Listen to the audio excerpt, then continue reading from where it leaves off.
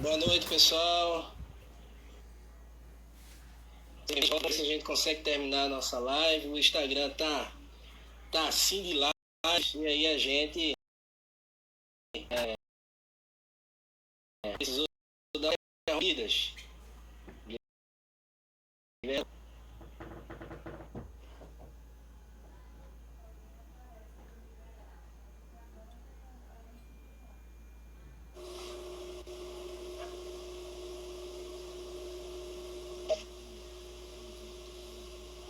Tá me escutando?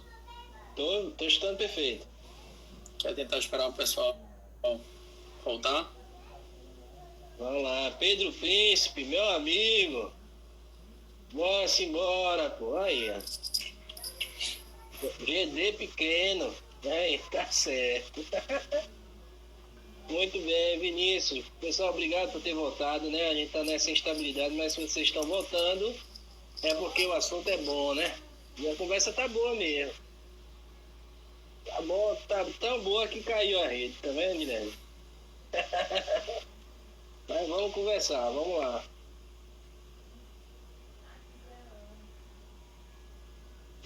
Acho que Gustavo, não sei se Gustavo já voltou, mas Gustavo tinha pedido para falar sobre alguma coisa aí, não consegui ver. Sobre compliance. Sobre compliance. Pronto, tenta falar sobre Então, essa. tem dado essa resposta.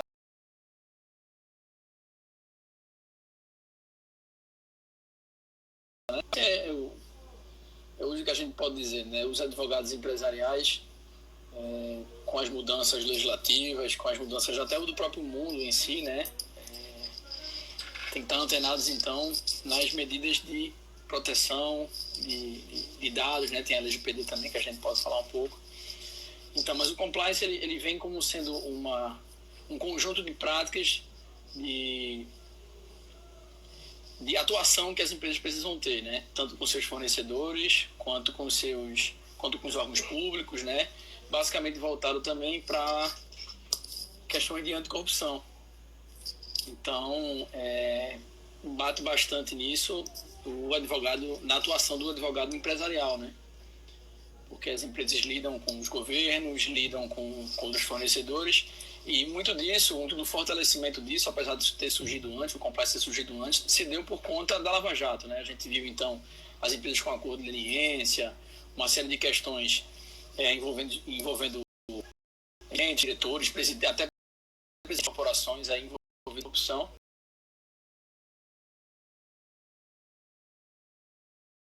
O empresarial, ele tem que estar ligado, ele tem que estar ciente, porque todas as empresas, elas vão precisar do compliance, vão precisar de boas práticas e boas medidas para atuação no seu dia a dia, né? As empresas que não tiverem uma política de treinamento de funcionários, uma política de funcionamento com seus fornecedores, com a administração pública, são empresas que vão ficar para trás.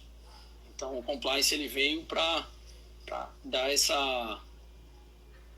aparato geral aí, né? Sobre as práticas e as condutas que as empresas devem ter junto aos seus pares, seus fornecedores e etc. É interessante também que eu me lembrei agora de um caso que eu tive, viu, Guilherme, que meu cliente ele estava passando ali na Conda Boa Vista e pararam ele assim, aí, sabe, você está precisando de emprego? Aí ele disse, estou precisando. Você assina aqui, aí ele assinou um contrato social, meu velho. Naquela época que não tinha sociedade no pessoal, nem Ireli, né? Terminou assinando um contrato social.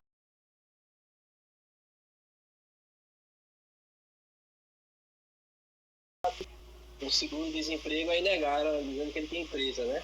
Quer dizer, muitas empresas às vezes têm esses sócios de fachada, né? São irregularidades que a própria composição, né, dos sócios é uma coisa de fachada, é uma coisa perigosa, né? E o advogado aí pode propor a corrupção. Isso, e aí a gente entra numa outra área também, que o advogado, eu lembro que a gente falou um pouco do business, né?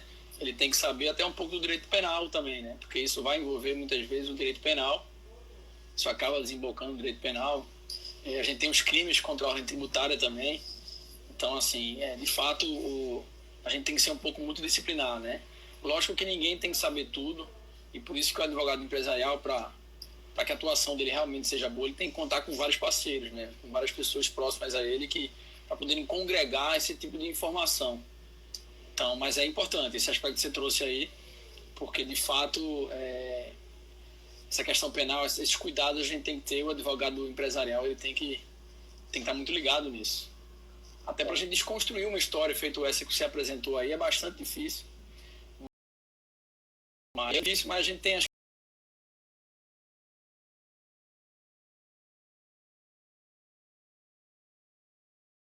questões vídeos no direito empresarial.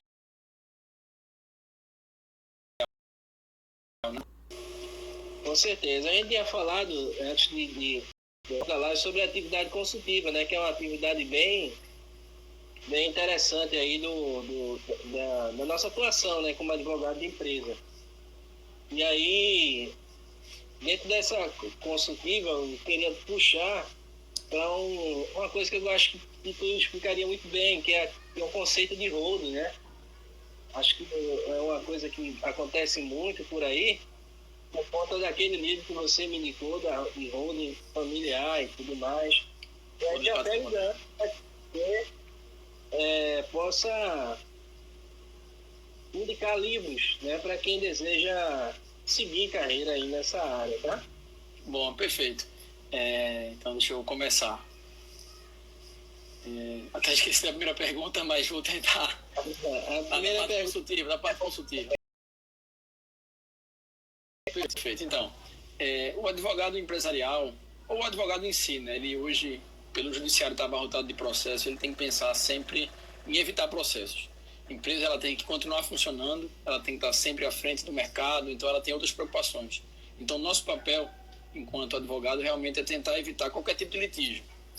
O judiciário é muito caro, o judiciário é muito penoso, muito trabalhoso. Para as empresas, principalmente, que querem ter a sua atividade fim, querem a produção, o judiciário é muito difícil para eles. É muito difícil para que as pessoas empresárias entendam como funciona o judiciário. Até para nós advogados é difícil, imagine para eles. Entendeu? Então, a nossa atuação, de fato, tem que ser uma atuação consultiva. A gente tem que evitar problema. Não adianta a gente querer criar problema para o advogado, para as empresas, entendeu? Então, a gente tem que ser um pouco até negociador, muitas vezes. A gente tem que balancear os interesses, porque a gente precisa evitar o litígio a todo momento, entendeu? O litígio não é bom para ninguém, principalmente uma empresa. A gente tem litígios societários, tem litígios trabalhistas, então a gente tem meios e tem que trabalhar sempre esses meios consultivos para que isso nunca atrapalhe.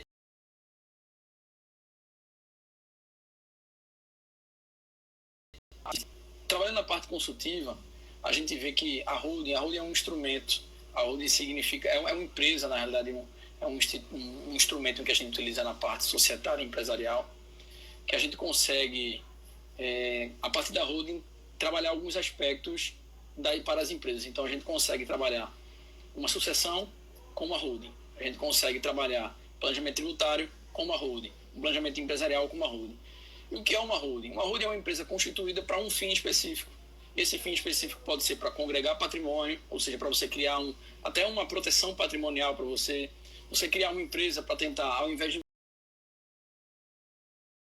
você um parque morrer, por exemplo, ter que suceder os imóveis, você suceder as cotas das empresas, porque a empresa vai ser dona daqueles imóveis, por exemplo. Então, a holding é uma sociedade, uma empresa criada para congregar esses interesses, entendeu? A gente consegue congregar um interesse patrimonial, um interesse sucessório, um interesse de planejamento tributário, tudo isso através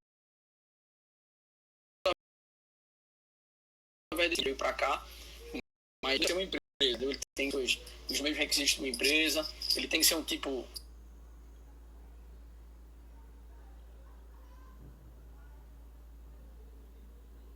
tem que ser tipificado, então, no nosso código, não no nosso código civil, na nossa legislação. Então, ele pode ser SA, ela pode ser limitada, ela pode ser IRELI, uma série de situações.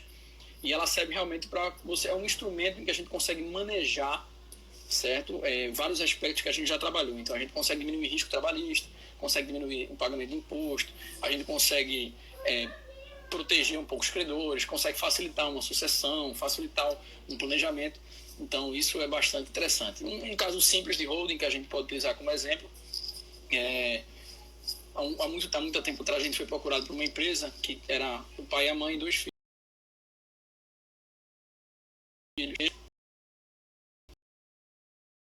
E é um pouco patrimônio. Então, é um exemplo simples para vocês entenderem. Então, o que a gente fez? A gente deu a sugestão para que eles cindissem a empresa, criassem uma holding e a holding ficasse com o patrimônio, ou seja, ficasse com os caminhões, ficasse com as cavadeiras, ficassem com os imóveis e a mão de obra ficasse com a empresa, com uma outra empresa. O porquê disso? Porque disso a gente consegue criar uma ponte, uma barreira para os trabalhistas, a gente conseguiu diminuir um pouco o pagamento de imposto, porque a alocação de maquinário, por exemplo, não incidia ISS, só o imposto de renda que a empresa já pagava. Então, se ela está tudo numa empresa só, ela poderia pagar ISS por conta dessa alocação. Então, assim, todo um aparato que a gente consegue construir a partir de uma holding. Então, a gente construiu uma empresa através da cisão de uma empresa, da empresa que eles tinham, e a gente formou essa holding. E formando essa holding, a gente consegue trabalhar esse patrimônio deles. Então, isso é importante. Esse é um instrumento perfeito para que a gente utilizar. E aí eu já pego o gancho que você trouxe também, e eu lembro que eu indiquei a você esses livros, mas eu queria só fazer um aparato geral sobre livros de um direito empresarial, tá certo?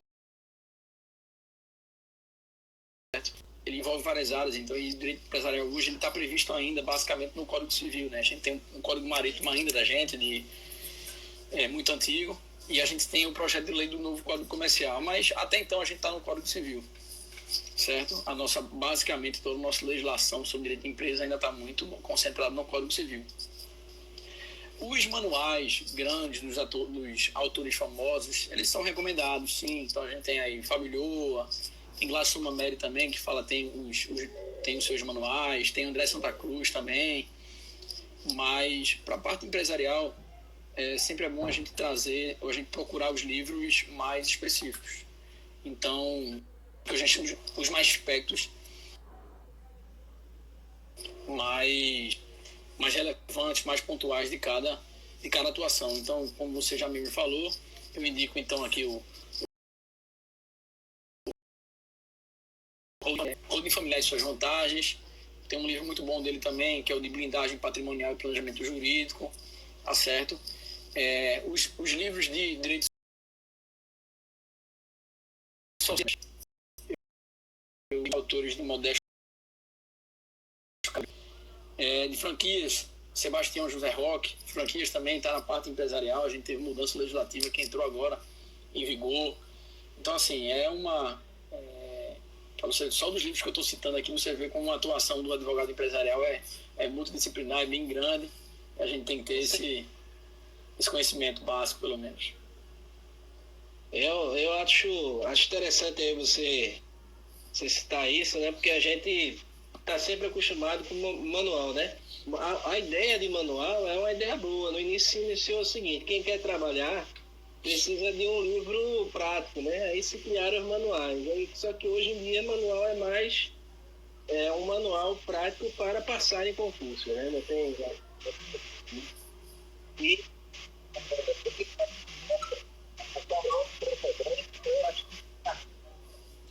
quase a história toda entrou ali na nossa live, né? E eu queria dizer o seguinte: na semana que vem, que é o nosso primeiro colóquio de direito empresarial, nós vamos falar sobre o mercado de capitais. Vamos falar de ações, vamos falar de renda fixa, tesouro direto, mini bolsa. Isso é uma loucura. Já que é muito bacana, então, aproveitando aqui, já convido todos vocês para, na semana que vem, depois eu vou divulgar direitinho como vai ser.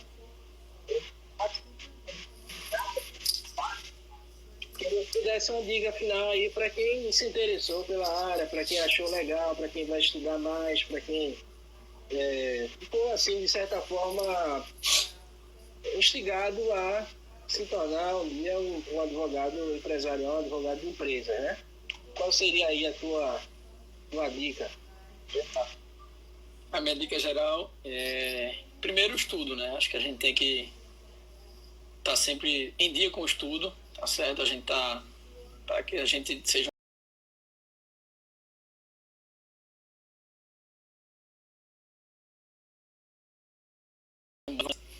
se familiarizar com o noticiário, se familiarizar com as legislações. Então leiam, ainda que vocês não tenham atuação, é bom ler os livros, é bom você dar uma lida nas legislações, lei específica da sociedade anônima, lei de recuperação de empresas. Mas enfim, então esse início é bom você se familiarizar. É lógico, ninguém sabe de tudo, eu não sei de tudo, o direito para vocês estudarem, sempre estudarem, sempre tentarem estudar, se aprofundar sobre os temas que vocês têm um pouco mais de dificuldade. E, claro, procurar parcerias também, entendeu? O advogado empresarial, ele é muito bom, ele é muito completo se ele tiver parceiros que complementem o trabalho dele, entendeu? O advogado empresarial, muitas vezes, ele pode ser simplesmente um cabeça de alguns advogados que trabalham com as várias áreas multidisciplinar que o direito empresarial precisa, que a empresa precisa. Então, de fato, acho que essa é a dica, você realmente estudar e criar parcerias. Escolha uma área, crie parcerias e, enfim, foco. Agradeço aí, viu, Guilherme, pela sua participação. Acho que de graça aqui pro pessoal, podia muito bem querer cobrar a mim, mas você, meu amigo, teve aqui a parceria, né? É usar a mesma palavra que tu tanto focou, de vir aqui e estar dando essas informações. Informações que eu não tive na minha faculdade, que eu acho que também você não teve, que seriam excelentes se tivesse. Ajudaria muito se a gente tivesse tido uma conversa, ouvido uma conversa como essa, né? Para poder orientar a gente, para poder seguir, né? Nesse caminho. Sempre essa questão de advocacia empresarial é meio turva, né? Dentro da faculdade, esse não é meu objetivo como professor. Meu objetivo é deixar quem quiser seguir, né, já está mostrado. Gente, obrigado. Estou vendo aí, ó, muita gente aplaudindo. Valeu, Ângela. Natália está aqui, ó. Ítana, obrigado. Pedro, Príncipe, valeu. Moraes, estou gravando aqui. Do que aconteceu, mas eu acho que é bom demais para se perder, né? Vou fazer o possível aqui para deixar tudo organizado e ter esse conteúdo aqui para todo mundo. Valeu, Guilherme. Beleza, meu amigo. Um abraço, viu? Precisando. Com certeza, valeu.